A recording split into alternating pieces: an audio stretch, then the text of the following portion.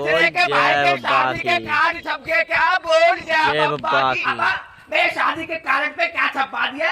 हल्दी है, चंदन है, मेरे भैया की शादी में आपका अभिनंदन है। अरे घंटा मेरा भाई ये छपवाते, दारू है, क्वार्टर है, साथ में ठंडा देखो भाई लिफाफा चखना लाओगे भी तो संग चखना में ले पाओगे, जाएंगे। खाली हाथ आओगे तो पे ले जाओगे।